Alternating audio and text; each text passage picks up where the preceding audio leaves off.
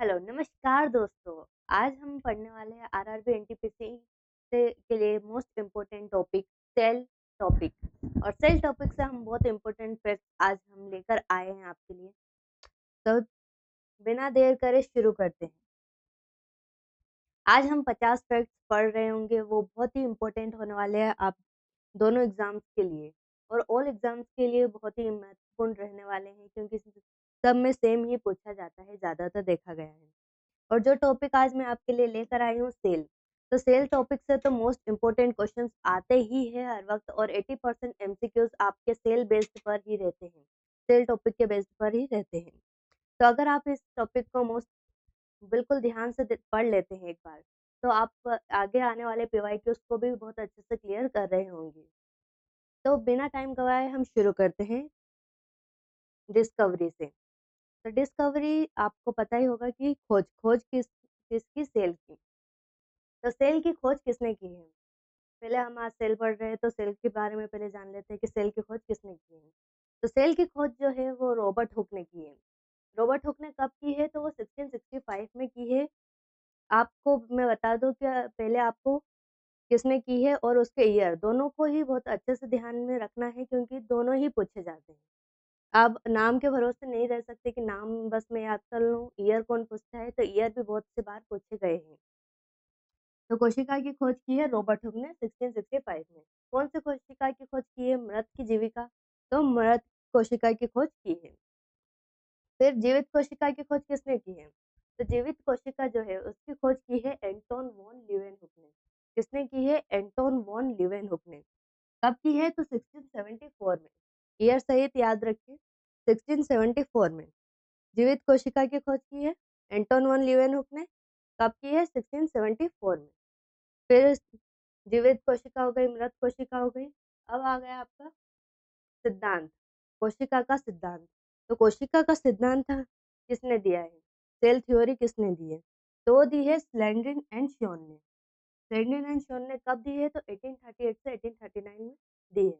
कब दी है? 1838 टू 1839। फिर केंद्रक, जो सेल के बारे में तो आपने जान लिया कि सेल की खोज किसने की है, मृत कोशिका की खोज किसने की है, रॉबर्ट हुक ने। जीवित कोशिका की खोज किसने की है? तो एंटोन वन लीवेनहुक ने। पर केंद्रक जो न्यूक्लियस मेन जो है वो है न्यूक्लियस। न्यूक्लियस की खोज किसने की है? तो वो की है रॉबर्ट ब्राउन ने। किसने की है? रॉबर्ट ब्राउन ने। तो कब की है? तो 1831 में। ये एक ऑर्डर में चल रहे हैं, 1831, 1838, 1839। तो इसको आप याद करने में आपको मदद भी मिल सकती है। रॉबर्ट ब्राउन ने की है न्यूक्लियस की खोज, केंद्रक की। कब की है? 1831 में। फिर जब रॉबर्ट स्लाइडन एंड शॉन ने तो सेल थ्योरी दे दी, पर जब लोगों ने इनसे पूछा कि सेल जो है वो बन कैसे रहे, पहले सेल प्रेजेंट है, वो तो मान लिया कि सेल प्रेजेंट है, आपने सब बता दिया कि सेल में ये होता है वो होता है, पर सेल बन कैसे रहे, तो ये जो है बता नहीं पाए। फिर ये तो फेल हो गए। फिर आए आपके रोडोल्फ विर्चोव भाई।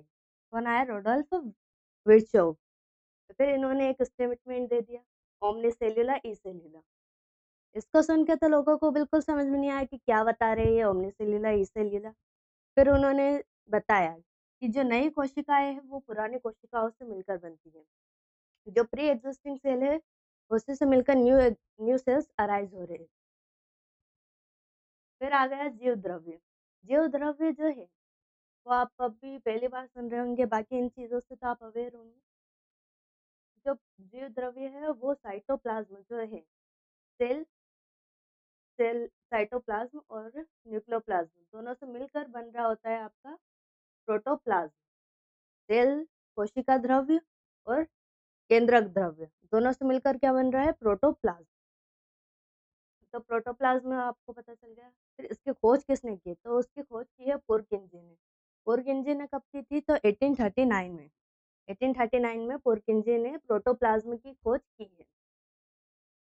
प्रोटोप्लाज्म कैसे मिलकर बना है? तो सेल साइटोप्लाज्म और न्यूक्लियोप्लाज्म से मिलकर प्रोटोप्लाज्म बना है। फिर से एक बार इस स्लाइड को हम रिवाइज कर लेते हैं कि हमने अभी तक क्या-क्या पढ़ लिया है। हुँ, पहले कोशिका की खोज किसने की? रॉबर्ट हुक ने। कब की? 1665 में। फिर की मृत कोशिका की खोज की रॉबर्ट हुक ने। फिर जीवित कोशिका की खोज की एंटोन वॉन लीeuwenhoek ने। कब की? 1674 में। फिर आया साइटोप्लाज्म से साइटोलॉजी। सेल का अध्ययन को क्या कहा जाता है? तो मैं एक पॉइंट मिस हो गया। कोशिका का अध्ययन जो होता है, सेल की जब स्टडी कर रहा था कोई व्यक्ति, तो उस स्टडी को क्या कहा जाता है? तो उसको कहा जाता है साइटोलॉजी। साइटो मीन्स सेल और लॉजी मीन्स स्टडी। साइटोलॉजी। ठीक है, ये पॉइंट भी याद रखें आप। अक्सर ये पॉइंट भी बहुत इंपॉर्टेंट है, पूछ लिया जाता है। केंद्रक की खोज किसने की? तो रॉबर्ट ब्राउन ने की। कब की? तो 1831 में की। फिर सेल थ्योरी दी। सेल थ्योरी किसने दी? तो स्लाइडेन एंड श्योन ने दी 1838 से 39। फिर ओमनी सेल्यूलर सेल्यूलर स्टेटमेंट दिया रोडोल्फ विर्चो ने, जिसका मतलब है नई कोशिकाएं पुरानी कोशिकाओं से बन रही है। फिर उसके बाद आया पुरकिंजे। पुरकिंजे ने बताया कि जीव द्रव्य जो है साइटोप्लाज्म और न्यूक्लियोप्लाज्म को मिला दे तो प्रोटोप्लाज्म बन जाएगा। और ये बात कब बताई उन्होंने? 1839 में। Next slide. अब ये जो है कोशिकाएं, उनको उनका कोई निक नेम भी है, कुछ निक नेम भी रखे गए हैं। उनके कार्य के बेसिस पे जो वो वर्क करते हैं उस बेस पर उनका कोई निक नेम भी रखा गया है। तो जान लेते हैं। Power house. पावर हाउस किसको कहा जाता है? माइटोकॉन्ड्रिया को, क्योंकि यहाँ पे एटीपी आपकी जनरेट हो रही होती है, आपको एनर्जी मिल रही होती है, पावर। फिर आत्महत्या की थैली, सुसाइड बेग, लाइसोसोम्स को कहा जाता है, क्योंकि लाइसोसोम्स जो है, जो सेल काम करना बंद कर देती है, वो उन सेल्स को खा लेता है, इनगल्फ कर लेता है और वहाँ पे डिस्ट्रॉय कर देता है। लाइसोसोम्स में कुछ एंजाइम्स होते हैं जो उस सेल को डिस्ट्रॉय कर देते हैं। फिर जो है प्रोटीन की फैक्ट्री, प्रोटीन कहाँ बन रहा होता है? तो वो राइबोसोम्स में बन रहा होता है। फिर कोशिका का मस्तिष्क। कोशिका का ब्रेन किसको कहा गया है? तो न्यूक्लियस को कहा जाता है, क्योंकि यहाँ पे ही आपका डीएनए भी प्रेजेंट होता है। डीएनए जो प्रेजेंट होता है वो न्यूक्लियस में प्रेजेंट होता है। फिर यातायात। कुछ बन रहा है तो उसको इधर से उधर ट्रांसफर भी करना पड़ता है, तो वो ट्रांसफर कौन कर रहा होता है? तो वो गोल्जी बॉडी कर रहा होता है। गोल्जी बॉडी जो है एंजाइम्स को ट्रांसफर कर रहा होता है। फिर रसोई घर। रसोई घर किसको कहा गया है? तो वो क्लोरोप्लास्ट को कहा गया है। क्लोरोप्लास्ट जो है आपका वो प्लांट में प्रेजेंट होता है। प्लांट में प्रेजेंट होने होता है, और आपको पता है कि प्लांट खुद अपना खाना बना रहे होते हैं सनलाइट की वजह से। तो जो सनलाइट की वजह से वो खाना बना रहे हैं, तो वो कहाँ पे बना रहे हैं? क्लोरोप्लास्ट में, हरित लवक। फिर कोशिका का कंकाल किसको कहा गया है? तो एंडोप्लाज्मिक रेटिकुलम को कहा गया है। अर्ध प्रादवी जालिका जो है इसको कहा गया है कोशिका का कंकाल। ये बाहर प्रेजेंट होती है, कोशिका को शेप दे रही होती है। फिर से हम इस स्लाइड को रिवाइज कर लेते हैं। स्लाइड में हमने क्या क्या पढ़ा है। Power house. पावर हाउस किसको कहा गया है? माइटोकॉन्ड्रिया को। माइटोकॉन्ड्रिया को क्यों कहा गया है? क्योंकि यहाँ पे एटीपी बन रही है, जो हमारी एनर्जी करेंसी है। और अगर एटीपी का फुल फॉर्म पूछ ले तो एड्रोसिन ट्राइफॉस्फेट। क्या है? एड्रोसिन ट्राइफॉस्फेट। क्या है ये एडिसिन ट्राइफॉस्फेट? तो ये आपकी एनर्जी करेंसी है। फिर आपको आत्महत्या की थैली के बारे में पूछ ले कि आत्महत्या की थैली किसको कहा गया है? तो वो लाइसोसोम्स को कहा गया है। अगर लाइसोसोम्स देखकर पूछ ले कि इसका निकनेम क्या है? तो वो है सुसाइड बेग। लाइसोसोम्स को सुसाइड बेग क्यों कहा गया है? क्योंकि वो सेल को डिस्ट्रॉय कर रहा है, जो काम करना बंद कर देती है उन सेल्स को डिस्ट्रॉय कर रहा है। फिर प्रोटीन की फैक्ट्री किसको कहा गया है? तो प्रोटीन की फैक्ट्री राइबोसोम्स को कहा गया है। फिर कोशिका का मस्तिष्क, ब्रेन किसको कहा गया है? तो वो न्यूक्लियस को कहा गया है। न्यूक्लियस को क्यों कहते हैं? बाकी माइटोकॉन्ड्रिया और साइटोप्लाज्म को क्यों नहीं कहा गया? तो क्योंकि न्यूक्लियस जो है, न्यूक्लियस में आपका डीएनए प्रेजेंट है, इसलिए उसको मस्तिष्क कहा गया है। फिर यातायात का प्रबंधक किसको कहा गया है? तो वो गोल्जी बॉडी को कहा गया है। यातायात का प्रबंधक मतलब यहाँ पे ट्रांसफर हो रहा है एंजाइम्स का, कौन करा रहा है? Golgi body. फिर रसोई घर, किचन किसको कहा गया है? तो वो हरित लवक को कहा गया है। हरित लवक जो है क्लोरोप्लास्ट, वो प्लांट्स में प्रेजेंट होता है। प्लांट्स क्या करते हैं? फोटोसिंथेसिस, और उससे वो फूड बना रहे हैं। फूड कहाँ पे बना रहे हैं? क्लोरोप्लास्ट में। और क्लोरोप्लास्ट को किचन कहा जाता है, जहाँ खाना बनाते हैं उसको किचन कहा जाता है, और क्लोरोप्लास्ट में खाना बन रहा है तो ये किचन का कहा गया है। कोशिका का कंकाल। कोशिका का कंकाल वो होता है, कंकाल आपकी बॉडी जो है, आपकी बॉडी को स्ट्रक्चर कौन दे रहा है? आप यहाँ पे खड़े हैं सीधे, मैं ऐसे हाथ पे खड़ा कर पा रही हूँ, ये क्यों ऐसे कर पा रही हूँ? मेरी बॉडी को एक परफेक्ट स्ट्रक्चर कैसे मिल रहा है? तो वो बोन्स की वजह से मिल रहा है। जैसे ही आपके सेल को स्ट्रक्चर परफेक्ट स्ट्रक्चर किस वजह से मिल रहा है? तो वो एंडोप्लाज्मिक रेटिकुलम की वजह से मिल रहा है। अब सबसे बड़ी कोशिका और छोटी कोशिकाएँ जान लेते हैं। तो अगर यहाँ पे आप ध्यान रखें कि संसार और मानव में डिफरेंस, संसार में की कोशिकाएं अलग होती हैं, बड़ी छोटी, और मानव शरीर में बड़ी छोटी कोशिकाएं अलग होती है। संसार की सबसे छोटी कोशिका का अगर पूछा जाए तो वो है माइकोप्लाज्मा, माइकोप्लाज्मा, पेपीएलो, प्लेरोफ्लोरो लाइक ऑर्गेनिज्म। ये सबसे छोटी कोशिका है, और सबसे छोटी कोशिका होने के साथ साथ ये प्रोकैरियोटिक भी है। प्रोकैरियोटिक हम आगे डिस्कस करने वाले हैं। और संसार की सबसे बड़ी कोशिका का पूछ ले, संसार की सबसे बड़ी कोशिका का, ना कि मानव शरीर का पूछा गया है यहाँ पे, संसार का पूछा गया है और सबसे बड़ी कोशिका का पूछा गया है। लंबा नहीं पूछा हुआ है कि लंबी सेल कोशिका कौन सी है संसार की, ये नहीं पूछा गया है, बड़ी कोशिका पूछा गया है। तो बड़ी कोशिका जो है वो है शुतुरमुर्ग का अंडा, ऑस्ट्रिच का एग जो है, वो होने वाला है सबसे बड़ी कोशिका संसार की। फिर मानव शरीर का अगर पूछा जाए, मानव शरीर की सबसे लंबी कोशिका का पूछा जाए तो वो है तंत्रिका। तंत्रिका कोशिका जो है वो न्यूरॉन है, न्यूरॉन कोशिका। ये न्यूरॉन कोशिका कहाँ पे प्रेजेंट होती है? मानव शरीर का पूछा गया है यहाँ पे, तो मानव के शरीर में कहाँ प्रेजेंट होती है? तो ये प्रेजेंट होती है आपके मस्तिष्क में। मस्तिष्क के जो सेल है उनको न्यूरॉन कहा गया है, और न्यूरॉन ही सबसे लंबी कोशिका है। लंबी कोशिका कहा गया है यहाँ पे, ध्यान रखें, लंबी कोशिका पूछा गया है, बड़ी कोशिका नहीं पूछा गया है। और मानव शरीर का पूछा गया है यहाँ पे, संसार की कोशिका का नहीं पूछा गया है।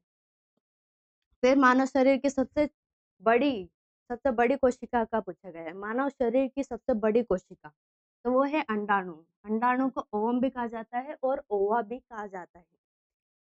ये फीमेल्स में प्रेजेंट होते हैं। फिर मानव शरीर की सबसे छोटी कोशिका मानव शरीर की, तो वो है सक- शुक्राणु। शुक्राणु स्पर्म सेल। स्पर्म सेल जो है वो मेल में पाए जाते हैं। फिर से हम इस स्लाइड को एक बार और रिवाइज कर लेते हैं ताकि ये आपको पूरा पक्का हो जाए। संसार की सबसे छोटी कोशिका म्यूकोप्लाज्म, पीपीएलओ। फिर संसार की सबसे बड़ी कोशिका तो वो है संसार की सबसे बड़ी कोशिका शुतुरमुर्ग का अंडा।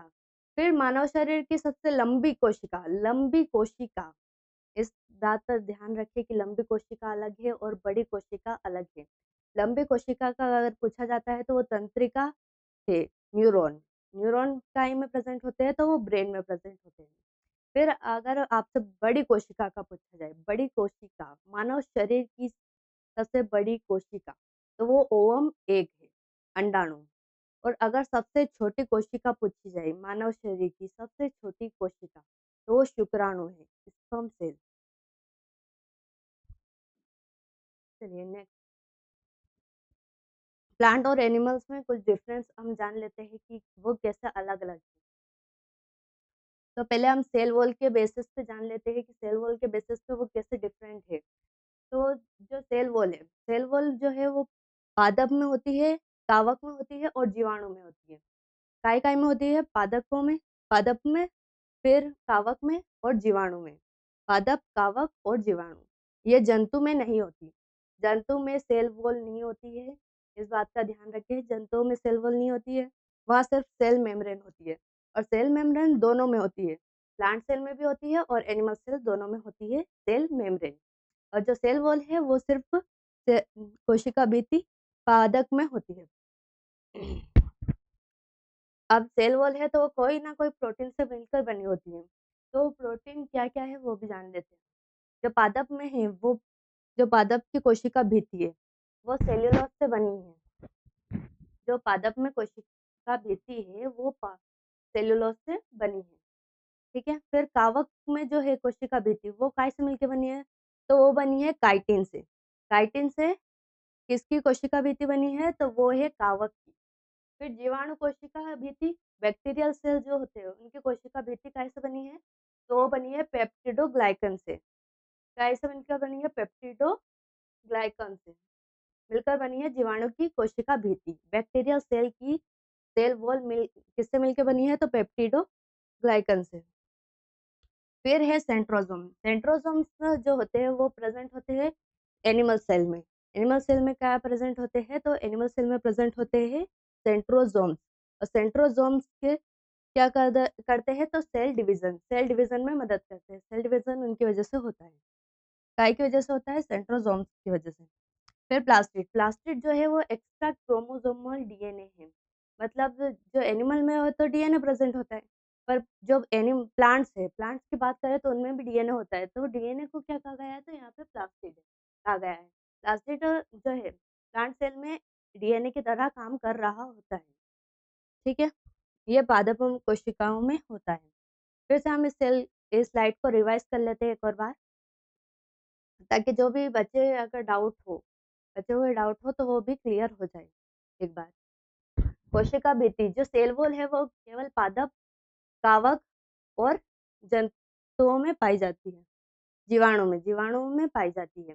किसमें पाई जाती है, पादप, कवक और जीवाणु। फिर ये किसी ना किसी प्रोटीन से मिलकर बनती है। तो पादप में किससे मिलकर बनती है, सेल्यूलोज से। सेल्यूलोज प्रोटीन से मिलकर बनी होती है। सेल वॉल किसकी बनी होती है, पादप की। फिर कवक की जो है वो बनती है काइटिन से। काइटिन से किसकी सेल वॉल बनी है, तो वो बनी है कवक की। फिर जंतु, जीवाणु जो है उनकी कोशिका भित्ति किससे बनी है, तो वो बनी है पेप्टिडोग्लाइकन से। काय से मिलकर बनी है, पेप्टिडोग्लाइकन से। पेप्टिडोग्लाइकन से मिलकर बनी है जीवाणु की कोशिका भित्ति। फिर सेंट्रोसोम्स। सेंट्रोसोम्स केवल जंतुओं में होते हैं, पादप में नहीं होते हैं। सेंट्रोसोम्स जो प्रेजेंट होते हैं वो जंतुओं में होते हैं, प्लांट्स में नहीं होते, पादप में नहीं होते हैं। और जो सेल डिवीजन है वो सेंट्रोसोम से होता है। ठीक है। प्लास्टिड। प्लास्टिड जो है वो एक एक्स्ट्रा क्रोमोसोमल डीएनए है, जो प्लांट्स में प्रेजेंट होता है, एनिमल्स में प्रेजेंट नहीं होता है। किसमें होता है, एनिमल्स में नहीं होता, प्लांट्स में होता है। ठीक है। फिर उसके बाद हम और उनके फंक्शंस जान लेते हैं, महत्वपूर्ण कार्य क्या क्या होते हैं। तो महत्वपूर्ण कार्य यहाँ पे जानते हैं। एटीपी का निर्माण कहाँ होता है, एटीपी का निर्माण जो होता है वो माइटोकॉन्ड्रिया में होता है। काय में होता है, माइटोकॉन्ड्रिया में। जब आप ब्रीथिंग करते हैं और ब्रीथिंग से फिर आपकी जो रेस्पिरेशन हो रही होती है, ग्लूकोज का टूटना और एटीपी का बनना, फिर वो सब प्रोसेस होने कहाँ होती है, तो वो होती है माइटोकॉन्ड्रिया में। माइटोकॉन्ड्रिया में भी आपकी एटीपी जनरेट हो रही होती है। अगर एटीपी का फुल फॉर्म पूछे तो एटीपी का फुल फॉर्म है एड्रोसिन ट्राइफॉस्फेट। एड्रोसिन ट्राइफॉस्फेट। फिर डीएनए। डीएनए का स्थान कहाँ होता है, तो वो न्यूक्लियस में होता है। न्यूक्लियस में आपका डीएनए तो प्रेजेंट होता ही है, साथ ही साथ माइटोकॉन्ड्रिया में भी होता है। और माइटोकॉन्ड्रिया के साथ साथ क्लोरोप्लास्ट में भी प्रेजेंट होता है। काय में प्रेजेंट होता है, तो केंद्रक, माइटोकॉन्ड्रिया और क्लोरोप्लास्ट, इन तीनों जगह प्रेजेंट होता है। ये दोनों तो आपके आ गए एनिमल्स में, पर क्लोरोप्लास्ट जो आ गए आता है वो प्लांट्स में होता है। ठीक है। Protein synthesise. प्रोटीन का संश्लेषण जो होता है तो वो कौन करवाता है, तो वो करवाता है राइबोसोम। प्रोटीन का संश्लेषण कौन करवा रहा है, तो वो राइबोसोम्स करवा रहे हैं। फिर वासा। फैट का संश्लेषण कौन करवा रहा है, तो वो स्मूथ स्मूथ एंडोप्लाज्मिक रेटिकुलम। ठीक है, चिकने एंडोप्लाज्मिक रेटिकुलम करवा रही होती है। फिर गुणसूत्र। गुणसूत्र काय काय के मिलकर काय से मिलकर बने हैं, तो वो उसमें डीएनए प्रेजेंट होता है और साथ ही साथ हिस्टोन प्रोटीन होता है। हिस्टोन प्रोटीन जो है वो प्रेजेंट होता है डीएनए गुणसूत्र में। क्रोमोसोम्स। क्रोमोसोम्स में क्या क्या प्रेजेंट होता है, तो डीएनए और हिस्टोन प्रोटीन। ठीक है। डीएनए जो है, डीएनए जो काय काय से मिलकर बना है, तो डीएनए जीन से मिलकर बना है। जीन जीन प्रेजेंट होते हैं डीएनए में। ठीक है। जेनेटिक थ्रेड, एक धागा लाइक स्ट्रक्चर्स प्रेजेंट होते हैं, वो जीन होते हैं, और जीन काय में प्रेजेंट होते हैं, डीएनए में होते हैं। ठीक है। फिर से एक बार स्लाइड को रिवाइज कर लेते हैं। एटीपी का निर्माण कहाँ हो रहा है, तो वो माइटोकॉन्ड्रिया में हो रहा है। माइटोकॉन्ड्रिया में हो रहा है और ऑक्सीडेशन द्वारा हो रहा है, जो रेस्पिरेशन हो रही है उसके द्वारा हो रहा है। ठीक है। एटीपी का फुल फॉर्म है एड्रोसिन ट्राइफॉस्फेट। एड्रोसिन ट्राइफॉस्फेट काय का फुल फॉर्म है, एटीपी का। इसे बहुत ध्यान रखें, इसका फुल फॉर्म अक्सर पूछा जाता है। फिर डीएनए का स्थान कहाँ है, तो केंद्रक में। केंद्रक में है और माइटोकॉन्ड्रिया में है, जो दोनों एनिमल सेल में प्रेजेंट है। और साथ ही साथ क्लोरोप्लास्ट। क्लोरोप्लास्ट जो है वो प्लांट सेल में प्रेजेंट होता है। काय में प्रेजेंट होता है, प्लांट सेल में। फिर प्रोटीन का संश्लेषण जो है वो हो रहा है राइबोसोम्स में। वासा फेट संश्लेषण हो रहा है स्मूथ एंडोप्लाज्मिक रेटिकुलम में। फिर गुणसूत्र जो है डीएनए और हिस्टोन प्रोटीन से बना है, और जीन जो है वो डीएनए के धागे लायक स्ट्रक्चर है। ठीक है, फिर नेक्स्ट स्लाइड। अब हम कोशिका के डिवीजन के बारे में पढ़ लेते हैं, जो एक के बाद एक सेल बढ़ते हैं वो उसके बारे में। फिर सामसूत्री माइटोसिस जो है वो कायिक कोशिकाओं में होता है। सेंट्रोसोम्स जो होते हैं, मैंने अभी आपको बताया सेंट्रोसोम्स में सेल डिवीजन हो रहा होता है, तो सेंट्रोसोम्स जो है वो उसमें कायिक माइटोसिस हो रहा होता है सेंट्रोसोम्स में। जब आपको चोट लग जाती है और वो रिपेयर होता है, तब भी आपके माइटोसिस हो रही होती है, माइटोसिस नई सेल बन रहे होते हैं। और अगर आप ग्रोथ कर रहे हो, जब आप एम्ब्रियो थे, एम्ब्रियो से एडल्ट हो रहे हो, जो भी हो रहे हो एडल्ट, और फिर बूढ़े हो रहे हो, तो वो सब किस वजह से हो रहा है? ग्रोथ की वजह से। ग्रोथ का ऐसे हो रही है माइटोसिस की वजह से। ठीक है, फिर मियोसिस। मियोसिस जो होती है वो एक एक 23 पेयर होते हैं क्रोमोसोम, 23 पेयर में से 22 जो है, 22 कायिक कोशिकाएं होती है, और कोई कायिक कोशिका में ग्रोथ और रिपेयर होता है। फिर जो जनन कोशिका होती है, गेमेट होता है, उसमें जो है मियोसिस हो रही होती है। जो एक पेयर डीएनए है उसमें मियोसिस होती है। फिर क्रॉसिंग ओवर जो होती है, क्रॉसिंग ओवर हो रही होती है डीएनए की, तब वो कब होती है? तो वो मियोसिस में होती है, जब आपका क्रोमोसोम ऐसे क्रॉसिंग ओवर कर रहा होता है, एक दूसरे के ऊपर होता है। फिर सबसे लंबी अवस्था कौन सी होती है? तो वो प्रोफेस होती है। प्रोफेस जो है सबसे लंबी अवस्था है, यह मोर देन 95% टाइम लग जाता है। कितना लग जाता है? More than 95% time. बाकी 5% में ही वो डिवीजन कर रहे होते हैं, बाकी 95% में वो रेस्टिंग स्टेट में होते हैं, वहाँ पे प्रिपरेशन कर रहे होते हैं डिवीजन की। यहाँ पे एटीपी बन रहा होता है और तैयारी हो रही होती है डिवीजन की। फिर और अन्य जान लेते हैं तथ्य इसके बारे में, फैक्ट। प्रोकैरियोटिक जो सेल है, प्रोकैरियोटिक सेल जो होते हैं वो वेल डेवलप्ड नहीं होते हैं। वेल डेवलप्ड क्यों नहीं होते हैं? क्योंकि उनका न्यूक्लियस ही वेल डेवलप्ड नहीं हो पाता है। न्यूक्लियस होता भी है और कभी-कभी नहीं भी होता है। पर जो भी होता है वो स्पष्ट नहीं होता है, बिल्कुल वेल डेवलप्ड नहीं होता है, जैसे जैसा कि ह्यूमन में होता है वेल डेवलप्ड न्यूक्लियस, वैसा न्यूक्लियस यहाँ पे प्रेजेंट नहीं होता है। वेल डेवलप्ड न्यूक्लियस यहाँ पे प्रेजेंट नहीं होता है। इसका एग्जांपल है बैक्टीरिया। फिर जो यूकैरियोटिक एनिमल्स है, यूकैरियोटिक एनिमल्स में वेल डेवलप्ड न्यूक्लियस भी होता है, यहाँ पे सब काम हो रहा होता है बिल्कुल सही साथ। और यहाँ ये सेल जो है यूकैरियोटिक वो आता है ह्यूमन और प्लांट में। फिर जो 70s राइबोसोम है, जो राइबोसोम से 70s वो किस में प्रेजेंट होते हैं? तो वो प्रोकैरियोटिक में प्रेजेंट होते हैं, और 80s राइबोसोम्स यूकैरियोटिक में प्रेजेंट होते हैं।